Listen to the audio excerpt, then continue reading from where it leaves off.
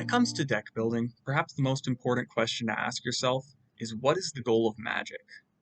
For many people, the goal is simple reduce the opponent's life total to zero, or as aggro players might say, count to 20. You play cards that deal damage to the opponent, eventually their life total drops to zero and their head explodes. But this isn't the only goal for all players. After all, there's always mill decks that don't really care about your life total.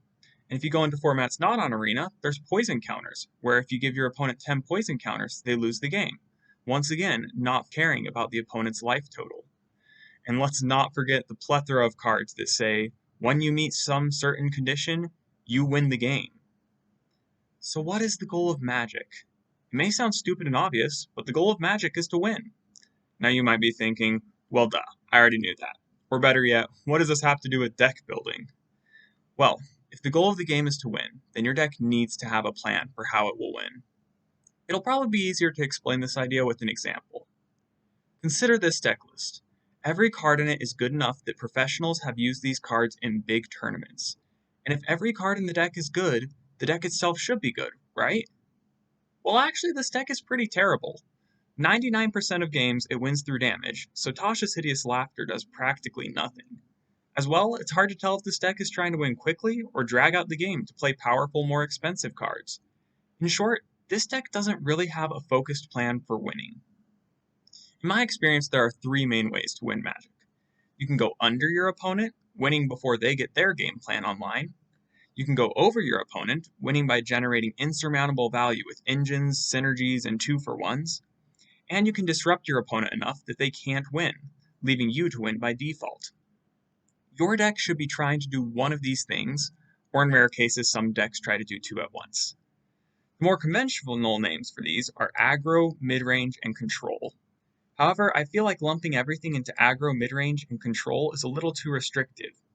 For example, I feel like this model does not really have a category that fits turbo mill or fast combo decks, whereas in this model, both clearly fit under the under category. When you start making your deck, I think the first step is to name your deck and know its plan to win.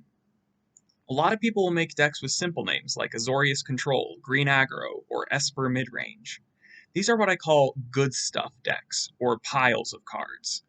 These decks simply play the best cards in their colors that support the game plan of going under, going over, or disrupting the opponent.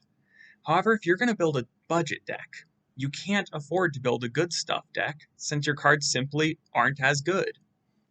Because of this, I recommend you choose a more specific name for your deck that represents the more specific game plan your deck is trying to go for. For example, if I want to build an aggro deck in Standard on a budget, I wouldn't just name my deck Selesnya Aggro. I would consider what type of aggro deck I want to be. Perhaps I decide I want to build a big board and then pump everything. I then look around and find Ritual of Hope and decide that I'll build my deck to enable that card. Now I have a focused deck plan, and it will be much easier to decide what cards I want in the deck. Let's try building a Coven aggro deck together.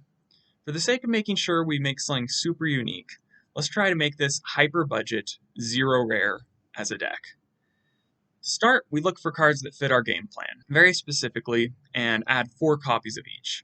In this case, Ritual of Hope is an obvious include, alongside Dawnhart Wardens. Both of them care about the number of creatures we have as they pump everything, and both are decent cards for an aggressive deck on their own. We also consider Dualcraft Trainer.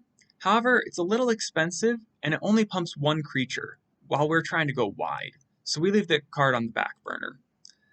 Now we've built the Coven part of our deck, and we go a bit more general and just look to support the go wide part of our deck. In current Standard, there aren't many uncommons and commons that help you go wide, but these 3 seem like decent additions to the deck.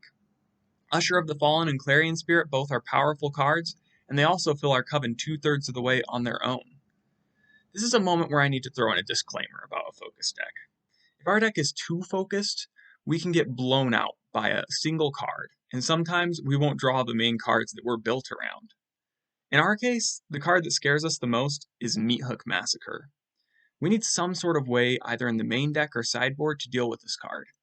In our case, we're most likely going to die to Meathook Game 1, as our only good card to soften the blow is Mage's Attendant, maybe?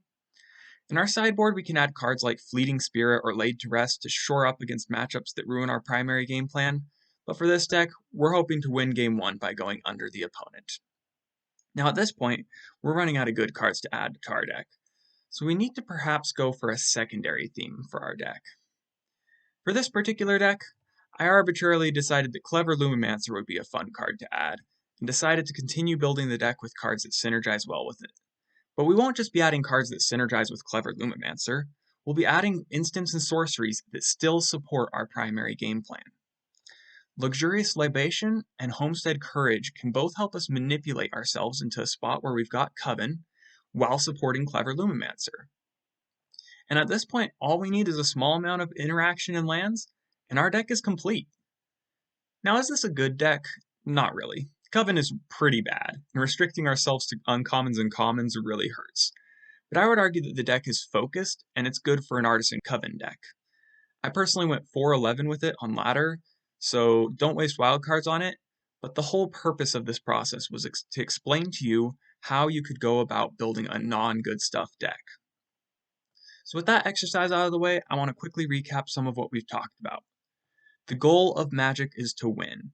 If your deck doesn't have a plan to win, then you most likely won't win. Know your deck's game plan and build around it. Personally, I found it helpful to give my deck a solid name, expressing what it's going to do, sometimes even naming my deck before I've chosen what colors the deck is going to be. Lastly, take this all with a grain of salt. Sometimes hyper-focusing on a plan is dangerous, leading to decks that rely too heavily on drawing certain cards or that folds instantly to interaction. Sometimes your deck needs a backup plan, or can afford to be spread across 2 or even 3 interrelated ways of winning.